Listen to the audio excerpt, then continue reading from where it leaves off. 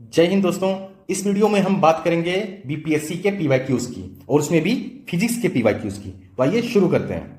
आपके सामने क्या प्रश्न दिख रहा है कि एंगस्ट्रॉम इकाई है किसकी। ऑप्शंस देखिए, इसमें कौन सा सही आंसर है। तो सही आंसर होगा ऑप्शन ए, तरंगदैर्घ्य की। एंगस्ट्रॉम जो है वो तरंगदैर्घ्य की इकाई है। तरंगदैर्घ्य का मापन जो है वो एंगस्ट्रॉम में किया जाता है। आपको यह भी याद रखना है, एक एंगस्ट्रॉम में कितना मीटर, 10⁻⁻10 मीटर। यह भी पूछा जा सकता है। अगला प्रश्न है कि प्रकाश वर्ष किसकी इकाई है।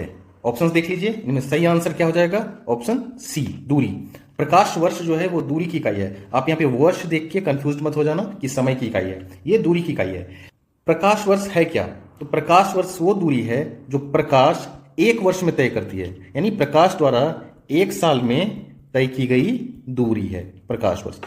एक प्रकाश वर्ष में कितना मीटर होता है, तो 9.46 इंटू 10⁻15 मीटर। यह भी आपको याद रखना है, एग्जाम में पूछा जा सकता है।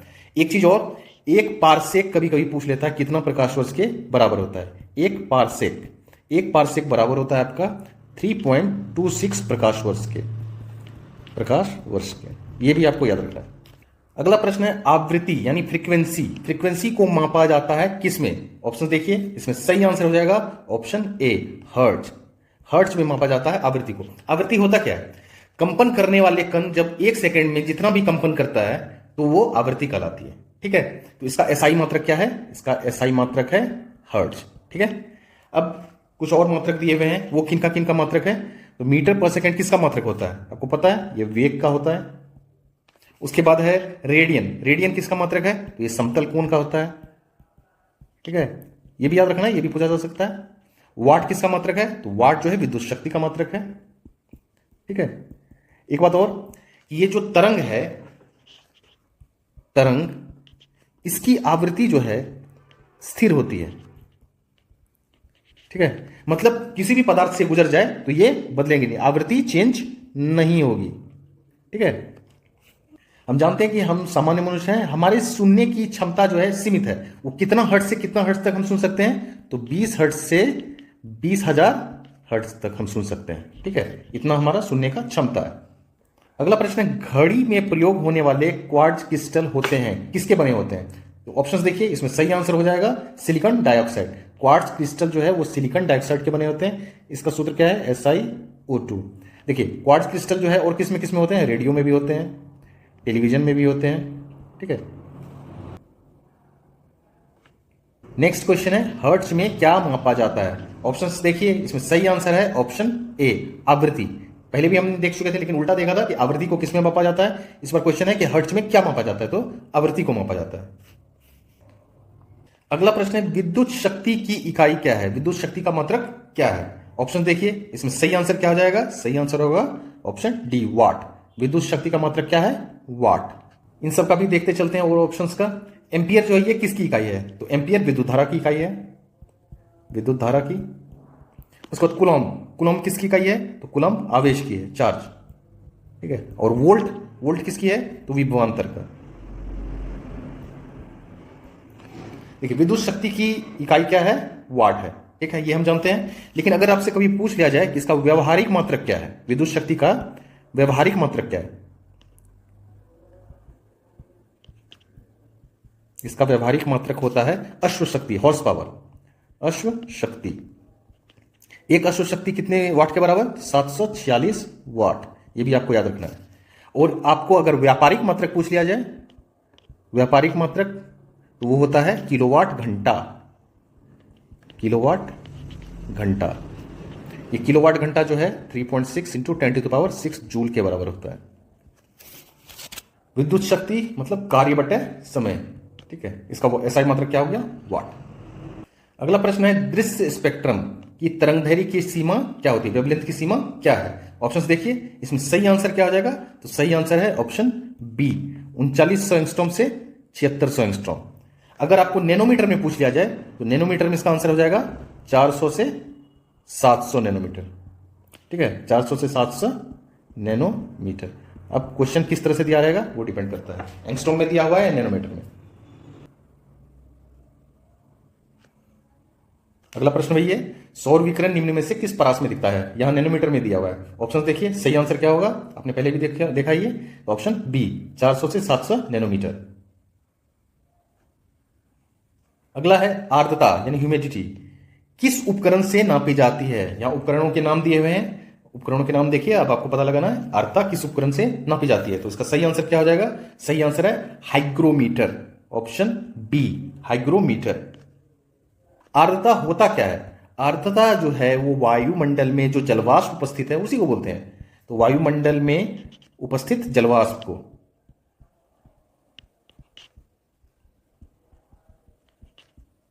को आर्द्रता कहते हैं। अब इसका अध्ययन अगर पूछा जाए कि इसके अध्ययन को क्या कहते हैं, तो इसके अध्ययन को कहते हैं हाइग्रोमीट्री, हाइग्रोमीट्री, ठीक है। और हाइड्रोमीटर, ये जो है हाइड्रोमीटर, इससे क्या मापा जाता है, इससे द्रवों का अपेक्षिक घनत्व मापा जाता है, द्रवों का अपेक्षिक घनत्व मापते हैं, अपेक्षिक घनत्व मापा जाता है, मतलब रिलेटिव डेंसिटी, मापते हैं। इलेक्ट्रोमीटर तो आपको पता होगा, इससे दूध की गुणवत्ता मापी जाती है। अगर आपका दूध वाला पानी मिला के देता है तो इलेक्ट्रोमीटर खरीद के लाइए, चेक कर लीजिए कितना पानी मिला हुआ है, पता चल जाएगा। और पायरोमीटर से क्या मापते हैं, तो दूर स्थित वस्तुओं का ताप, दूर स्थित वस्तु का ताप मापते हैं। अगला है दाब की इकाई क्या है, प्रेशर का यूनिट क्या है। ऑप्शंस देखिए, इसमें सही आंसर हो जाएगा option A newton by meter square, यह है इसका दाब का इकाई। इसी को क्या बोला जाता है, इसी को बोला जाता है पास्कल। क्या बोलते हैं इसको, पास्कल, यानी न्यूटन बाय मीटर स्क्वायर। प्रति इकाई क्षेत्रफल पर पड़ने वाले बल को क्या बोलते हैं, दाब बोलते हैं। तो वही है न्यूटन बाय मीटर स्क्वायर, इसी को बोलते हैं पास्कल। इसको मापा किससे जाता है, वायुमंडलीय दाब को। वायुमंडलीय दाब को अगर मापना है तो बैरोमीटर आपको चाहिए, बैरोमीटर, उससे वायुमंडलीय दाब को माप सकते हैं। अगला प्रश्न है कि दाब का मात्रक क्या है, सेम वही प्रश्न है। ऑप्शंस देखिए, ऑप्शंस इसमें क्या होगा सही, तो ऑप्शन ई उपयुक्त में से कोई नहीं, क्योंकि दाब का मात्रक हम जानते हैं न्यूटन बाय मीटर स्क्वायर होता है, यानी पास्कल होता है। इनमें से कोई भी नहीं है। अगला प्रश्न है निम्नलिखित में से कौन सी अदिश राशि है, यानी स्केलर क्वांटिटी कौन सी है। ऑप्शंस देखिए, इसमें सही आंसर क्या हो जाएगा, ऑप्शन बी दाब जो है वो एक अदिश राशि है। अदिश राशि होता क्या है, जिसमें परिमाण तो हो पर दिशा ना हो। जिसमें दिशा और परिमाण दोनों होते हैं वो सदिश होता है। यानी वे राशियां जिनको व्यक्त करने के लिए दिशा और परिमाण दोनों की आवश्यकता होती है, सदिश राशियां कहलाती है। जैसे बल, वेग, विस्थापन, त्वरण, संवेग आदि। जिन राशियों को व्यक्त करने के लिए केवल परिमाण की आवश्यकता होती है, यानी दिशा नहीं होती है, तो उन्हें अदिश राशि कहते हैं। जैसे आयतन, दाब, चाल, दूरी, ये सब।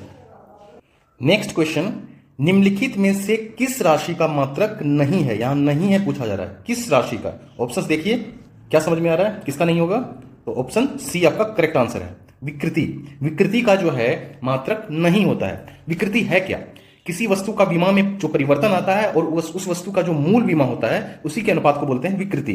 तो विकृति को आप क्या बोल सकते हैं, विमा में बदलाव, जितना बदलाव हुआ और उसका उस वस्तु का जो मूल विमा था, इन दोनों के अनुपात को क्या बोलते हैं, स्ट्रेन, यानी विकृति। तो विकृति क्या हो गया, विमा में बदलाव, किसी वस्तु को विमा में बदलाव और उसके मूल विमा के अनुपात को विकृति कहते हैं। इसका कोई मात्रक नहीं होता है। अब इनका देखिए, प्रतिबल का मात्रक क्या होता है, प्रतिबल का मात्रक भी वही है। प्रतिबल क्या हुआ, बल बटे क्षेत्रफल, यही हो गया। इसका क्या हो गया, न्यूटन बाय मीटर स्क्वायर, ठीक। उसके बाद बल का तो आपको पता है, न्यूटन होता है, एन से डिनोट करते हैं। उसका दाब का भी आपको पता है, दाब का मात्रक क्या होता है, दाब का मात्रक होता है पास्कल। या तो आपको क्या मिलेगा देखने को, न्यूटन बाय मीटर स्क्वायर, ठीक है। नेक्स्ट क्वेश्चन है सही कथन चुनिए। सही कथन का चुनाव करना है। यहां जो कथने दी हुई है उसको अच्छे से पढ़िए, आपको समझ में आ जाएगा कौन सा कथन सही है। इसमें सही आंसर क्या हो जाना चाहिए, सही आंसर है ऑप्शन बी, लाल प्रकाश का तरंग दैर्घ्य बैगनी प्रकाश से ज्यादा है। आपको कुछ नहीं करना है, एक सिंपल सा फॉर्मूला है इसका, विबज्योर, वो याद रखना है, समझ में आ जाएगा। क्या है, विबज्योर, ठीक है। वी से क्या हो गया, वी से हो गया आपका वायलेट, आई से इंडिगो, उसके बाद ब्लू, बी से ब्लू, जी से ग्रीन, वाई से येलो, ओ से ऑरेंज, आर से रेड। अब देखिए, जो ऊपर दिख रहा है ना, इसका तरंग दैर्घ्य ज्यादा होता है। तरंग दैर्घ्य की बात करें तो ये ज्यादा होता है, और इधर जो आ रहा है उसका तरंग दैर्घ्य क्या होता है, कम। इसका तरंग दैर्घ्य कम होता है। नीचे की तरफ जाएंगे तो तरंग दैर्घ्य घटेगा, ऊपर की तरफ जा रहे हैं तरंग दैर्घ्य बढ़ेगा। इसका क्या मतलब है, रेड का तरंग दैर्घ्य सबसे ज्यादा है और बैगनी का सबसे कम है। हाँ, एक बात और, अगर तरंग दैर्घ्य जिसका कम है तो उसकी आवृत्ति ज्यादा होगी। जिस कलर का तरंग दैर्घ्य कम है उसकी आवृत्ति ज्यादा होगी। अब तरंग दैर्घ्य इसका ज्यादा है तो इसकी आवृत्ति क्या होगी, इसकी आवृत्ति कम हो जाएगी। ठीक है, क्योंकि तरंग दैर्घ्य जो है व्युत्क्रमानुपाती होता है आवृत्ति का। ठीक है, अगला प्रश्न, जब दिन में पानी पर साबुन की फिल्म दिखाई देती है तो यह बहुत सुंदर रंग की दिखती है। इस घटना का कारण क्या है? ऑप्शन देख लीजिए आप, इसका क्या कारण है। तो सही आंसर क्या हो जाएगा, सही है ऑप्शन डी। क्या है वो, प्रकाश का व्यतिकरण। प्रकाश का व्यतिकरण, इंटरफेरेंस ऑफ लाइट। नेक्स्ट, एक परमाणु के केंद्र का धनावेशित हिस्सा कहलाता है। परमाणु के केंद्र का धनावेशित हिस्सा क्या कहलाता है? तो सही आंसर क्या हो जाएगा इसमें, ऑप्शन देखिए, क्या समझ में आ रहा है? सही आंसर कौन सा है? तो ऑप्शन डी, न्यूक्लियस। ठीक है, एक परमाणु है, उसके केंद्र में क्या होता है आपको पता है, इसके केंद्र में होता है न्यूट्रॉन और प्रोटॉन, और चारों तरफ चक्कर क्या लगाता है, इलेक्ट्रॉन। इलेक्ट्रॉन पे नेगेटिव आवेश होता है, प्रोटॉन पे प्लस, और न्यूट्रॉन पे ये अनावेशित होता है। ठीक है, ये उदासीन रहता है। तो इसका केंद्र जो है ये अब उदासीन है, ये पॉजिटिव है, ये नेगेटिव है, तो ये इसका जो न्यूक्लियस है ये धनावेशित हो जाता है। तो सही आंसर ऑप्शन डी, न्यूक्लियस। किसी परमाणु का जो केंद्र का धनावेशित हिस्सा है उसको बोलते हैं नाभिक या न्यूक्लियस। ठीक है, नाभिक यानी परमाणु का केंद्र होता है। इसमें क्या क्या उपस्थित है, प्रोटॉन और न्यूट्रॉन। इसको क्या बोलते हैं, न्यूक्लियॉन भी कहते हैं। प्रोटॉन धनावेशित होता है और न्यूट्रॉन उदासीन होता है, जिस कारण न्यूक्लियस क्या होता है, धनावेशित हो जाता है। अब कभी कभी पूछ लिया जाता है प्रोटॉन की खोज किसने की, न्यूट्रॉन की खोज किसने की। तो प्रोटॉन की खोज की थी रदरफोर्ड ने, और न्यूट्रॉन का जेम्स चैडविक ने।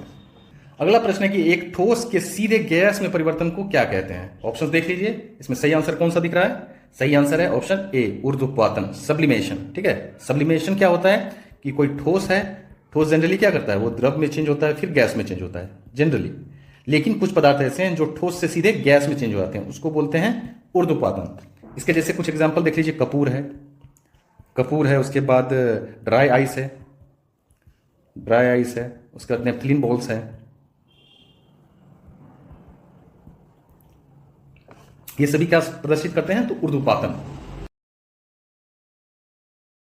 अगला प्रश्न, वह ताप बिंदु जिस पर ठोस, द्रव और गैसीय अवस्थाएं एक साथ रह सकती है क्या कहलाती है? तो सही आंसर देखिए, इसमें ढूंढिए ऑप्शंस में क्या होगा सही आंसर। तो सही आंसर है आपका त्रिक बिंदु। वह ताप बिंदु जिस पर ठोस, द्रव और गैसीय अवस्थाएं एक साथ रह सकती है उसको बोलते हैं त्रिक बिंदु, यानी ट्रिपल पॉइंट। एग्जाम्पल के लिए ले सकते हैं 611.6 पास्कल आंशिक वायु दाब पर और 273.16 केल्विन पर जल का त्रिक बिंदु है, जिस पर जल जो है द्रव अवस्था, ठोस अवस्था और वाष्प अवस्था तीनों में पाई जा सकती है। कॉस्मिक किरणें क्या है? आवेशित कण है, अनावेशित कण है, आवेशित और अनावेशित दोनों है, उपयुक्त में से कोई नहीं। सही आंसर क्या हो जाएगा इसमें? तो कॉस्मिक किरणें क्या है? आवेशित कण है। ये किरणें विद्युत चुंबकीय स्पेक्ट्रम का भाग नहीं है, ये आवेशित कण होता है जो स्पेस में जो है लगभग प्रकाश की गति से ही चलता है। बहुत ही आसान सा प्रश्न है। 2G स्पेक्ट्रम या 5G स्पेक्ट्रम जो भी बोले, उसमें G किस शब्द के लिए उपयुक्त है? ऑप्शंस देखिए, आप लोग को सबको पता होगा। ऑप्शन है generation, option C is correct answer. Next question simple सा है, रडार का आविष्कारक कौन था? तो सही आंसर है आपका रॉबर्ट वाटसन ने रडार का आविष्कार किया था। रडार का फुल फॉर्म भी पूछा जा सकता है, तो आप याद रखिएगा, रेडियो डिटेक्शन एंड रेंजिंग। ये 1935 में बनाया था। कहाँ के? स्कॉटिश थे वैज्ञानिक रॉबर्ट वाटसन। द्वितीय विश्व युद्ध में जो है रडार का व्यापक प्रयोग किया गया था। गॉड पार्टिकल क्या है? ऑप्शन देखिए, सही आंसर ढूंढिए, कौन सा सही आंसर? तो option B, Higgs boson. Higgs boson जो है एक मूल कण है, इसका परिकल्पना बहुत पहले किया गया था 1964 में ही, लेकिन इसको प्रूफ कब किया गया? तो 2013 में एक सर्न लेबोरेटरी है, वहां पे किया गया था इसका परीक्षण। इस कण को जो है ईश्वरीय कण या गॉड पार्टिकल के नाम से जाना गया, इसको ये उपनाम दे दिया गया। असली नाम क्या है इसका? Higgs boson. हिग्स बोसोन कण जो है इसका खोज करने वाला जो है वैज्ञानिक, उसका नाम है पीटर डब्ल्यू हिग्स और बेल्जियम के हैं डब्ल्यू एंगलर्ड। इन दोनों को 2013 में भौतिकी में नोबेल पुरस्कार मिला था इसी की खोज के लिए। सर सीवी रमन को भौतिकी का नोबेल प्राइज कब प्राप्त हुआ था? तो ऑप्शन देखिए, सही आंसर ढूंढिए। सही आंसर है आपका ऑप्शन बी, 1930 में। डॉक्टर सीवी रमन जो हैं वो भौतिकी शास्त्र के नोबेल प्राइज प्राप्त करने वाले पहले भारतीय रहे हैं। 1930 में इसको मिला है। लेकिन अगर पूछा जाए ओवरऑल पहले भारतीय कौन थे, तो वो थे रविंद्रनाथ ठाकुर, रविन्द्रनाथ टैगोर भी बोलते हैं। इनको साहित्य के मिला था 1913 में। बहुत आसान सा प्रश्न है, टेलीस्कोप की खोज किस वैज्ञानिक ने की थी? तो सही आंसर है आपका ऑप्शन डी, गैलीलियो। अगला प्रश्न, इस सदी की शुरुआत में हवाई जहाज का आविष्कार किसने किया था? ऑप्शन देख लीजिए, सबको पता होना चाहिए। Option A, Wright brothers. Wright brothers ने इस सदी में हवाई जहाज का खोज किया था। कब किया था? तो 1903 ईस्वी में। दो भाई थे, एक का नाम था ऑरविल राइट, और दूसरे का नाम था विल्बर राइट। कभी कभी यह भी दावा किया जाता है कि इससे पहले ही एक भारतीय थे, शिवकर बापूजी तलपड़े। उन्होंने इससे 8 साल पहले ही 1995 में ही एक प्लेन उड़ाया था, लेकिन बोला जाता है कि वो लैंडिंग कराने में सफल नहीं रहे थे। बाद में इसका श्रेय तो इसी को दिया जाता है, 1903 में राइट ब्रदर्स को ही, कि इन्होंने हवाई जहाज का आविष्कार किया था। 1 माइक्रोन बराबर है किसके? ऑप्शंस देख लीजिए, इसमें कौन सा ऑप्शन ऐसा है जो 1 माइक्रोन के बराबर होता है? तो आपका सही आंसर हो जाएगा ऑप्शन सी, 1/1000 मिलीमीटर। तो 1 माइक्रोन जो है, 1 माइक्रोन वो बराबर होता है 10⁻³ मिलीमीटर। ठीक है, 10⁻³ मिलीमीटर। ये कितना हो गया? 1/1000 मिलीमीटर। तो ऑप्शन क्या है आपका? सी, यही सही आंसर है। नेक्स्ट है, 40 डिग्री सेल्सियस का मान फ़ारेनहाइट स्केल में है। मतलब 40 डिग्री सेल्सियस कितना फ़ारेनहाइट के बराबर होता है? तो आपको ऑप्शंस देखते हुए पता चल जाएगा। इसका सही आंसर है ऑप्शन ए, 104 डिग्री फ़ारेनहाइट। ठीक है, 104 डिग्री फ़ारेनहाइट 40 डिग्री सेल्सियस के बराबर होता है। अब इसको निकालने का एक सिंपल सा फॉर्मूला है। देखिए, आप इस फॉर्मूला का यूज कर सकते हैं। क्या दिया हुआ है? F = 9/5C + 32। इसमें आप सेल्सियस का मान पुट कर दीजिए। सेल्सियस का मान दिया हुआ है हमारे पास 40। अब इसमें पुट कीजिए और सॉल्व कीजिए, आपको निकल जाएगा 104 डिग्री फ़ारेनहाइट। या तो आप एक और फॉर्मूला है उसको याद रख सकते हैं, उसी का सिंप्लीफाइड रूप है ये। आप लॉन्ग में भी याद रख सकते हैं, C - 0/100 = F - 32/180। ठीक है, ये फॉर्मूला आप चाहे ये याद रखिए या ये वाला याद रखिए। अब इस यहाँ पे जो है C का मान पुट कर देते हैं, तो 40 - 0/100 = F - 32/180। अब यहाँ इसको सॉल्व करते हैं, तो F - 32/100 = कितना हो जाएगा? 180 × 40। अब सॉल्व कीजिए और F - 32 = 180 × 40/100। अब इसको सिंप्लीफाई कीजिए। F - 32 कितना हो जाएगा? 72। और F = 72 + 32 कितना हो जाएगा? 104 डिग्री फ़ारेनहाइट। तो आप दोनों में से कोई भी फॉर्मूला याद रखिए, काम हो जाएगा आपका। कोई भी क्वेश्चन आए, सेल्सियस से फ़ारेनहाइट करना हो या फ़ारेनहाइट से सेल्सियस करना हो। क्रोमेटोग्राफी की तकनीक का प्रयोग होता है किसमें? ऑप्शंस देख लीजिए।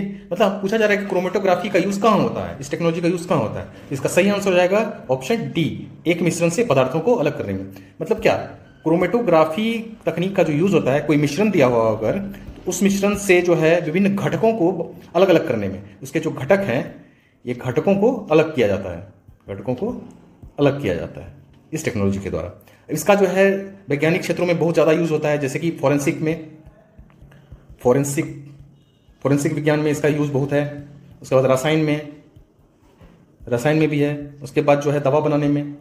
ठीक है, इन सब में इसका बहुत ही व्यापक यूज है, व्यापक प्रयोग होता है। पूछा जा रहा है कि लोलक की कालावधि किस पर निर्भर करती है? ठीक है, किस पर निर्भर करती है? ऑप्शंस देख लीजिए आप, लंबाई पर, द्रव्यमान पर, समय पर, तापक्रम पर, किस पर निर्भर करती है? लोलक मतलब क्या? पेंडुलम। लोलक मतलब पेंडुलम। पेंडुलम का जो टाइम पीरियड है किस पे डिपेंड करता है? तो वो डिपेंड करता है लंबाई पर। ऑप्शन बी आपका करेक्ट आंसर होगा। आपको एक फॉर्मूला पता होना चाहिए, T = 2π√L/g। ये जो है टाइम पीरियड है, इसका पेंडुलम का टाइम पीरियड है। यहाँ पे पाई जो है कांस्टेंट है और जी जो है ये भी कांस्टेंट है। जी क्या हुआ? जी है हमारा गुरुत्वीय त्वरण, और ये जो एल है ये हुआ लंबाई। आपको पता चल रहा होगा टी डायरेक्टली प्रोपोर्शनल किसके है? तो लंबाई के। तो लोलक का कालावधि यानी पेंडुलम का जो टाइम पीरियड डिपेंड करेगा किस पे? लंबाई पर।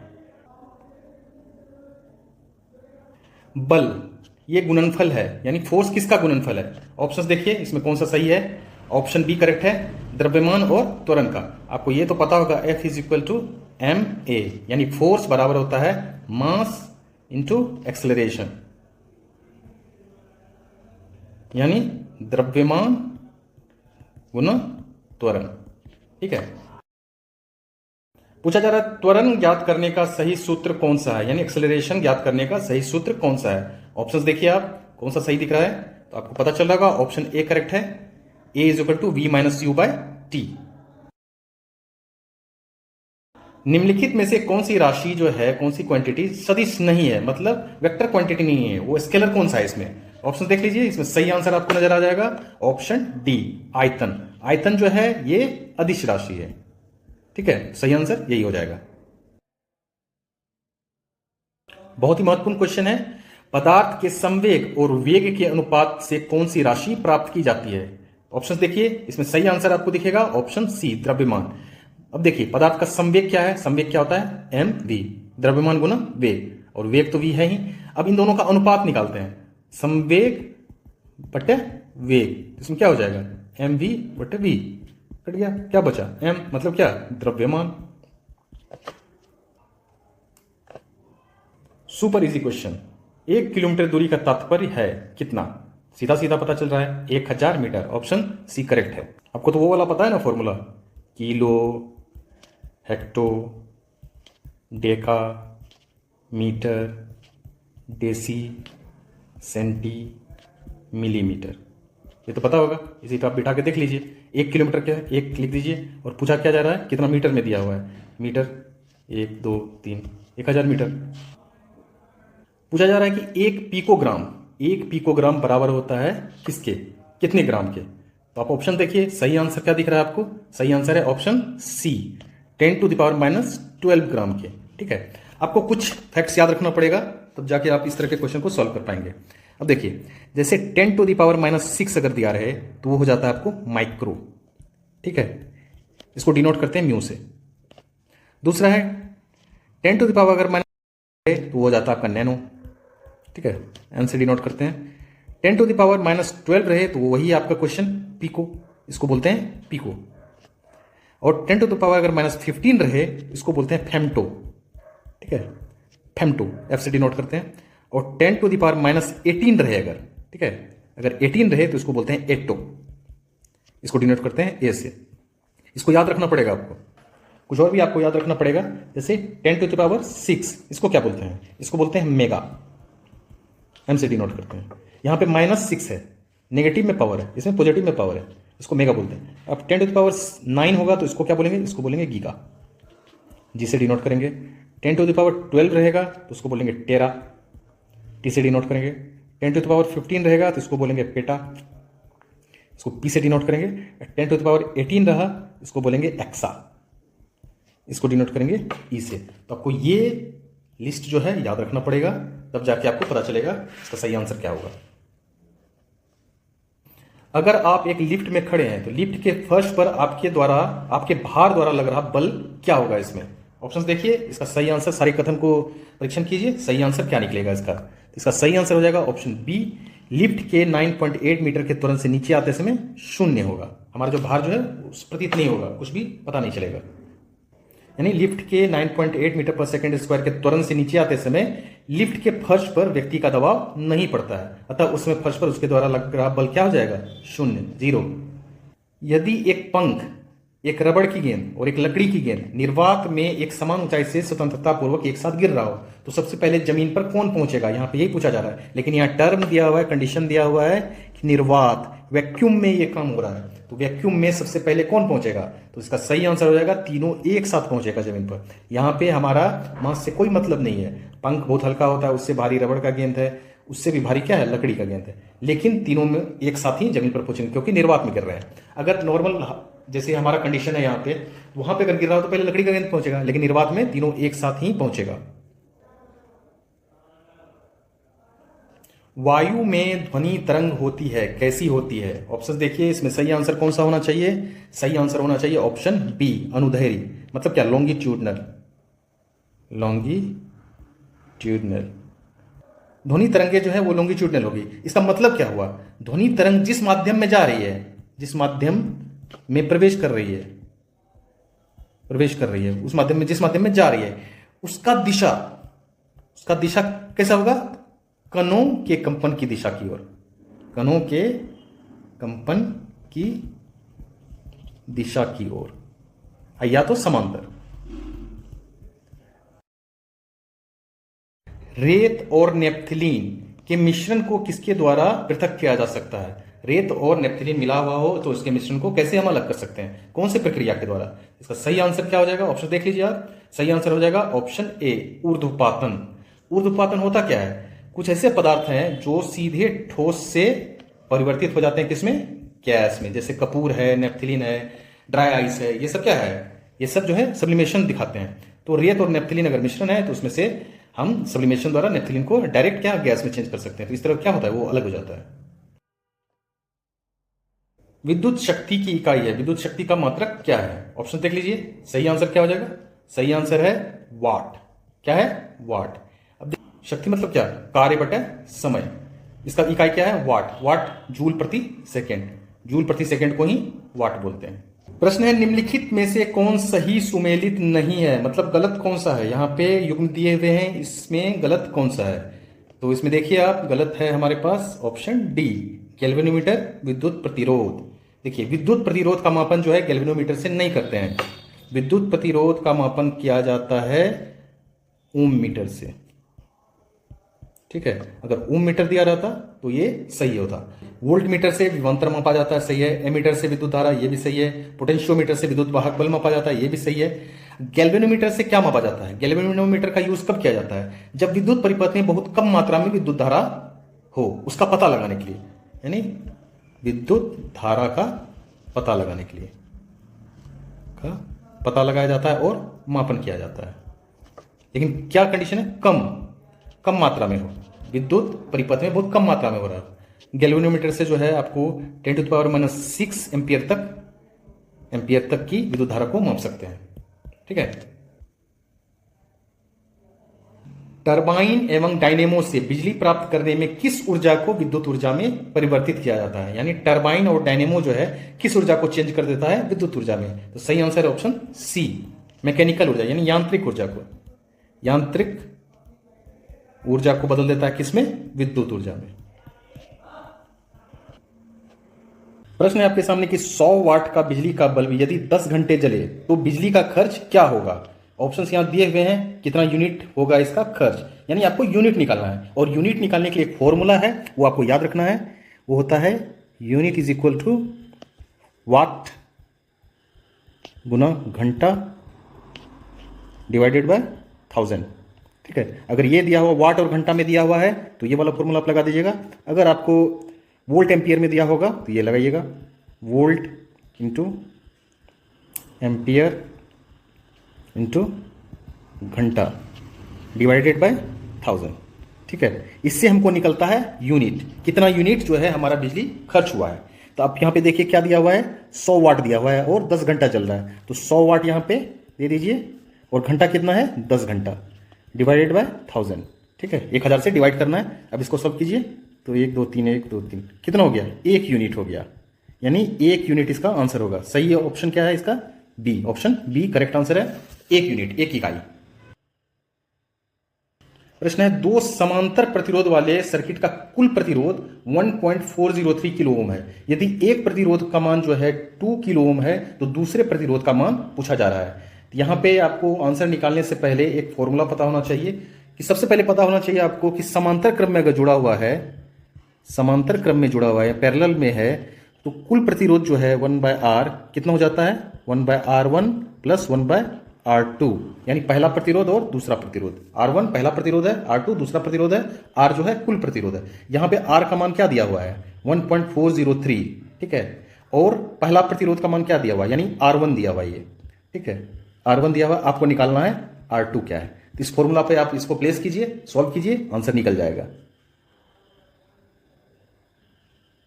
आपका आंसर हो जाएगा ऑप्शन डी, 4.70 किलो ओम। कि एक सामान्य शुष्क सेल में विद्युत अपघटय होता है, क्या होता है? यहां ऑप्शन देखिए, सही आंसर निकालिए। सामान्य सेल में विद्युत अपघटय क्या होता है? तो सही आंसर है option C, ammonium chloride. Ammonium chloride जो है वो ड्राई सेल में एक विद्युत अपघटय का काम करता है। या तो अमोनियम क्लोराइड होगा या आपका जिंक क्लोराइड भी हो सकता है, जिंक क्लोराइड। ठीक है। और यहां जो मैग्नीज डाइऑक्साइड दिया हुआ है, ये मैग्नीज डाइऑक्साइड ये कैथोड के रूप में काम करता है, कैथोड के रूप में। इस प्रश्न में आपसे डायनेमो के बारे में पूछा जा रहा है। कुछ कथन दिए हुए हैं, आपको सही बताना है इसमें सही क्या है, मतलब किस ऊर्जा को किस ऊर्जा में वो बदलता है। ऑप्शन दिया हुआ है, विद्युत ऊर्जा को गतिज में बदलता है, यांत्रिक ऊर्जा को विद्युत ऊर्जा में बदलता है, विद्युत ऊर्जा को यांत्रिक में बदलता है, या यांत्रिक ऊर्जा उत्पन्न करता है। इसका सही आंसर क्या हो जाएगा? डायनेमो करता क्या है? डायनेमो जो है यांत्रिक ऊर्जा को विद्युत में बदलता है, यांत्रिक ऊर्जा को चेंज करता है किसमें? विद्युत में। तो इसमें सही आंसर कौन सा दिख रहा है आपको? ऑप्शन बी, यांत्रिक ऊर्जा को विद्युत ऊर्जा में बदलता है। अब इसमें विद्युत मोटर के बारे में पूछा जा रहा है, मोटर के बारे में किस ऊर्जा को किस में बदलता है। ऑप्शन देखिए, इसमें सही आंसर क्या हो जाएगा? सही हो जाएगा ऑप्शन सी, विद्युत ऊर्जा को यांत्रिक ऊर्जा में बदलता है। अगला प्रश्न है कि विद्युत धारा निम्न में से किस उपकरण से नापी जाती है? ऑप्शंस देखिए, बहुत ही इजी क्वेश्चन है। सही आंसर सबको मालूम होगा, ऑप्शन बी, एमीटर। एमीटर जो है उससे हम विद्युत धारा मापते हैं। देखिए, एक आदर्श एमीटर अगर होगा, आदर्श एमीटर का प्रतिरोध क्या होना चाहिए? शून्य। प्रतिरोध आदर्श एमीटर का शून्य होता है। ठीक है। और वोल्ट मीटर जो है, या वोल्टा मीटर दिया हुआ है, वोल्ट मीटर, वोल्ट मीटर जो है वो क्या करता है? तो विद्युत परिपथ में दो बिंदुओं के बीच में विभवांतर मापता है। अगर कोई विद्युत परिपथ है, विद्युत परिपथ में दो बिंदुओं के बीच, दो बिंदुओं के बीच का विभवांतर मापता है।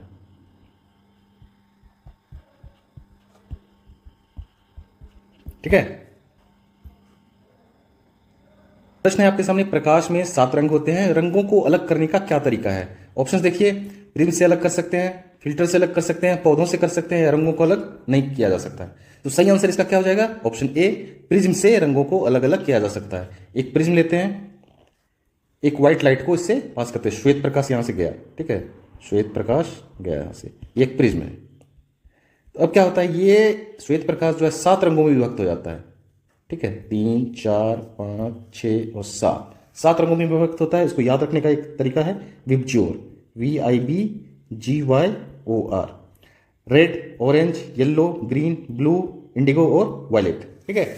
इसमें रेड कलर जो होता है इसका तरंग दैर्घ्य ज्यादा होता है, तरंग दैर्घ्य सबसे ज्यादा होता है, और वायलेट का जो तरंग दैर्घ्य होता है ये कम होता है। इसका अपोजिट, तरंग दैर्घ्य अगर ज्यादा है तो आवृत्ति कम होगी, आवृत्ति कम होगी, लेकिन वायलेट का आवृत्ति क्या होगा? ज्यादा होगा। अगला प्रश्न दिया हुआ है, यदि किसी ऐनक के लेंसों की शक्ति जो है 2 डायोप्टर है तो इसकी फोकस दूरी क्या होगी? तो आपको इसका आंसर निकालने के लिए एक फॉर्मूला पता होना चाहिए। फोकस दूरी यानी F इज इक्वल टू होता है 1/d। यहां d जो है इसका शक्ति है, डायोप्टर है। ठीक है, इतना मीटर, यूनिट क्या होगा? मीटर। तो यहां F हमें निकालना है 1/d, कितना दिया हुआ है? 2 मीटर। ठीक है, यानी हाफ मीटर हुआ, हाफ मीटर, ये हाफ मीटर हुआ। तो हमें यहाँ पे ऑप्शन दिया हुआ सेंटीमीटर में, तो इसको सेंटीमीटर में कन्वर्ट कर लेंगे। हाफ मीटर कितना सेंटीमीटर हुआ? ये 50 सेंटीमीटर हो जाता है। तो ऑप्शन सी सही हो जाएगा इसका, option C 50 centimeter. Next question, चुंबकीय सुई किस तरफ संकेत करती है? बहुत इजी है, सबको पता होगा, ऑप्शन सी आंसर होगा, उत्तर दिशा की ओर संकेत करती है। श्वेत प्रकाश को नली में कैसे पैदा करते हैं, यानी ट्यूब में जो ट्यूब होते हैं उसमें कैसे पैदा करते हैं? तो ऑप्शन देखिए, इसका सही आंसर क्या हो जाएगा? सही आंसर है ऑप्शन बी, तंतु को गर्म करके।